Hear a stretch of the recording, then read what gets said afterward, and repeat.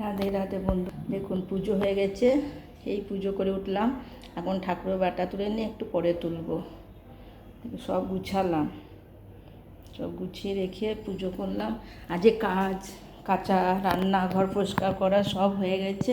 আজকে রান্নাও তাড়াতাড়ি করে নিচ্ছে, কেন বাইরে যেয়ে আমাকে দোকান খুলতে হয়। তো এই যে আজকে করেছি উচ্ছে করা ভাজা, এটা নারকেল ভাজা করেছি। অনেক দিন থেকে খেতে ইচ্ছে করছে নারকেল ভাজা দিয়ে, এটা নারকেল ভাজা করেছি।